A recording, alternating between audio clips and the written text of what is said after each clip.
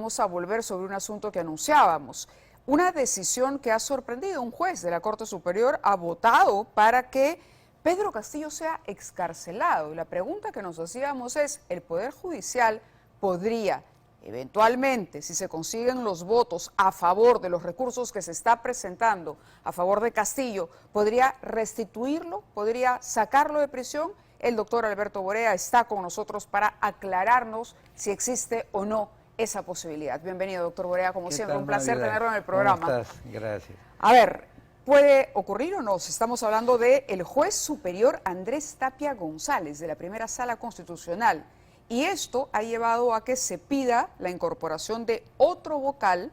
¿No es cierto que tendría el voto dirimente? Porque me parece que hay que alcanzar 3 votos para rechazar este nuevo recurso que ha presentado la defensa de Castillo. Bueno, a ver, primero, yo creo que la discrepancia con una persona que ejerce la función jurisdiccional, en este caso el doctor Andrés Tapia, no nos puede llevar a calificarlo a él mal. Yo creo que por las resoluciones de Andrés Tapia normalmente son resoluciones buenas.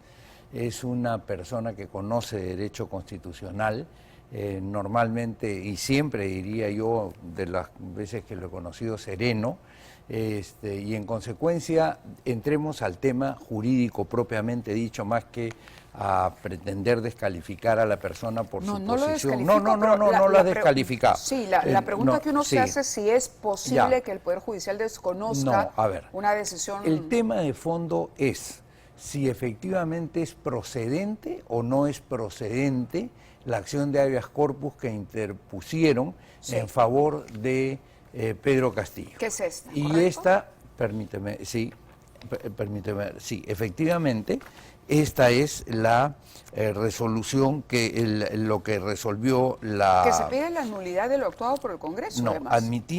Primero se admite a trámite la demanda. Ya. Y entonces se dice muy bien, si se va a admitir a trámite la demanda, recién se va a resolver la demanda en algún momento. O sea que no hay en este momento una resolución. 2 de los vocales, según lo que nos hemos enterado, han votado en el sentido de decir que esta demanda es improcedente. Sí. Y lo que ha dicho el doctor Tapia, y no conocemos el fondo de su resolución porque habiendo discrepancia no se publican los votos como era antes. Antes se publicaba Pérez ha votado y este es el voto, y acá está López ha votado y estos son los, o López y Jiménez han votado y estos son los votos, entonces nos enterábamos de cuál era el fondo. En este momento no estamos enterados de cuál es el fondo o la razón del voto. Pero ahora, lo cierto es que ese voto, digamos, genera o abre la posibilidad para una excarcelación o no necesariamente. No creo. ¿Y qué pasa si el juez que se incorpora, este tercero que se ha llamado, también le da la razón a la defensa? Hay que ver en qué términos plantea él la nulidad. O sea, la nulidad puede ser porque sí debe de admitirse la demanda.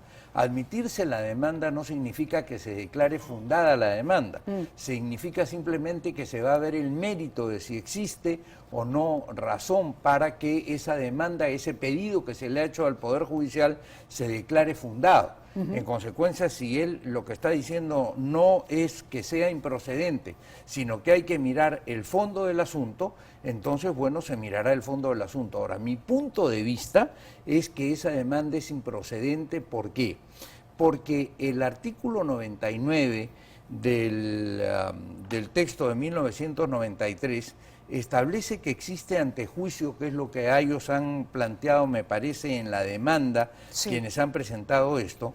Corresponde a la Comisión Permanente acusar ante el Congreso al presidente de la República. Muy bien, yo creo que aquí tiene que quedar bien clara una cosa.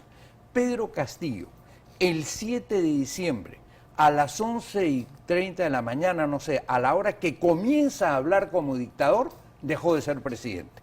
Tú no puedes tener las dos condiciones, de dictador y de presidente.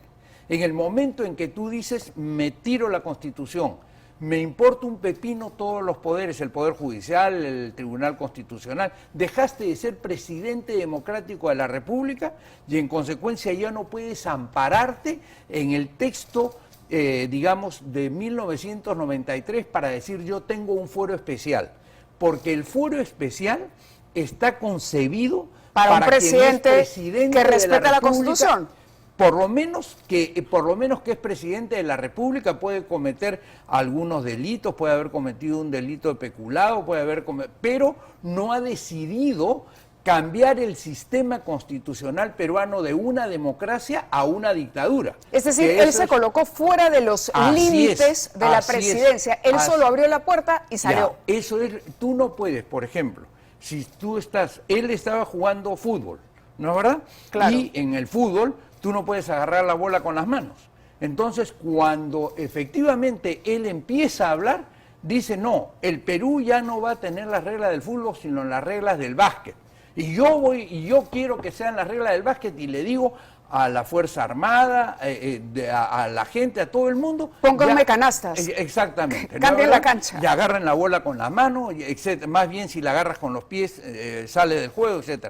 Castillo deja de ser presidente en ese momento. Es bien interesante.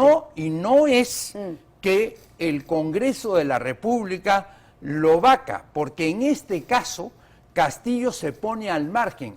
El acto del Congreso de la República es lo que en el derecho se llama un acto declarativo, no un acto constitutivo. ¿Qué cosa quiere decir un acto declarativo? Que el Congreso califica un hecho que ya pasó y dice eso efectivamente es un golpe de Estado. ¿Debió vacar el Congreso a Castillo? Hay quienes dicen que no era necesario vacarlo, al final de cuentas, que se haya decidido así o asá, lo cierto es que ese personaje no tiene aforo de ningún tipo y podía y debía de ser juzgado, a mi criterio, como cualquier delincuente, porque ya no puede someter, él mismo ha decidido salir de lo que se denomina el cono de proyección de lo que protege la Constitución. ¿Te das cuenta?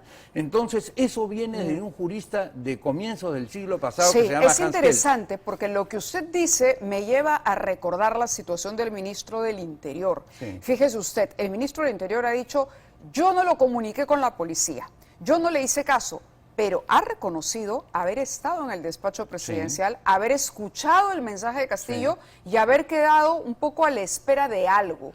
Bueno, la actitud, entonces, cuando hablábamos con el ministro... Un golpe. Claro, pero como usted dice, desde el momento en que Castillo empezó a hablar, ¿no?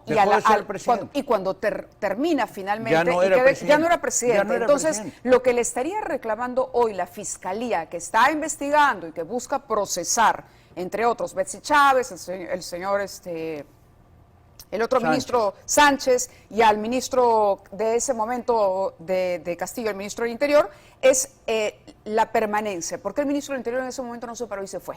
Si ya Castillo había dejado de ser presidente. Pero hay otro detalle también, y quería preguntarle por lo que están haciendo estos otros asesores, otros abogados que tiene Castillo, que parece que tiene realmente... capacidad ilimitada para poder contratar abogados, Eugenio Zaffaroni y Guido Croxatto. Sí. Ellos lo que han dicho es que lo que hizo Castillo el 7 de diciembre solo fue de carácter político, ¿no? Así lo han dicho y ellos están apelando a la Comisión Interamericana de Derechos Humanos exigiendo la liberación. Ambos juristas, y fíjese lo que dicen, atípico, fue un hecho atípico, bueno, atípico les damos la razón, fue atípico, y político. No fue atípico. Tampoco. Mira, una de las pocas cosas... Digo, sin relevancia penal, sin relevancia. Jamás tuvo fuerza que lo llevara adelante. No, mira, si hay una figura típica porque la Constitución lo establece, esa es la rebelión. Y el artículo 45 dice... Ninguna persona, organización, fuerza armada, policía o sector de la población puede arrogarse el ejercicio de un poder que no se le fue concedido en el momento de que asume la presidencia. Hacerlo constituye rebelión, o sea, está tipificado el tema por la propia Constitución, por supuesto que por el Código Penal después, pero por la Constitución o por el texto del 93, sin ninguna duda, está tipificado. O sea que lo que están diciendo es absolutamente absurdo. Pero no solo eso, recurrir a la Comisión Interamericana de Derechos Humanos, para eso, mira, ella es un recontra absurdo. ¿Por qué? Porque no hay nadie, incluso la OEA lo dijo el día siguiente, el 8 de diciembre, que Castillo había sacado los pliegues del plato y que se había ido del sistema constitucional. Porque, ¿qué cosa dice la Carta de la OEA? ¿Cuál es lo que quiere proteger la OEA? ¿Para qué se hizo la OEA en este tema democrático? Dice, cierto es que la democracia representativa es condición indispensable para la estabilidad, la paz y el desarrollo de la región. Entonces, ¿qué estaba haciendo Castillo? Destrozando ese anhelo, ¿no es verdad? Seguros de que el sentido genuino de la solidaridad americana es la de consolidar en este continente, en el marco de las instituciones democráticas, un régimen de libertad individual. ¿Qué había hecho Castillo? Destrozar el sistema democrático. Te puedo seguir leyendo 50 artículos, no solo de la Carta, sino, por ejemplo, de la Carta Democrática Interamericana. Eso me lleva a preguntarle que no cabe la posibilidad, no cabe, ni aquí, ni apelando a la Corte Interamericana, de que Castillo vaya a ser puesto en libertad. No, eso lo decidirá la Corte Suprema del Perú cuando analice efectivamente los delitos que están siéndole imputados a Castillo. Hay uno que es flagrante, que lo hemos visto todos. Es decir, imagínate tú la responsabilidad que tienen los representantes de la Comisión Interamericana de Derechos Humanos con estos mandatos que están expuestos en la Carta de la OEA, en la Carta Democrática Interamericana, en el reglamento de la Comisión y en el Pacto de San José de Costa Rica, que todos hablan de la democracia.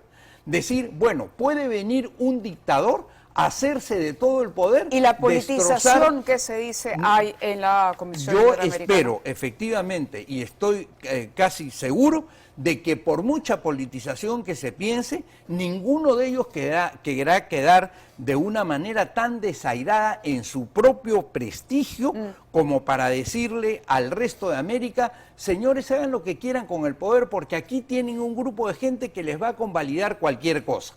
O sea, ya la OEA lo ha desahuciado a Castillo el 8 de diciembre. El hecho de decir, no se cumplió porque faltaron 2 votos, perdón un momentito. Él no puede regirse por lo que es digamos, la protección que dictan las leyes para los presidentes democráticos. Punto número 1, ¿no es verdad? Punto número 2, suponiendo que hubiera un vacío, porque efectivamente, digamos, no se puede poner la Constitución o la norma fundamental en el caso de legislar sobre un dictador, ¿no es verdad? ¿Cuál va a ser el procedimiento de un dictador? Claro. Ahí, ¿qué cosa hubo en ese momento? Un pleito político que duró 2 horas, en el cual había un sistema que era la dictadura que se estaba tratando de consolidar y había la democracia que se estaba tratando de defender. En ese momento hay una discusión.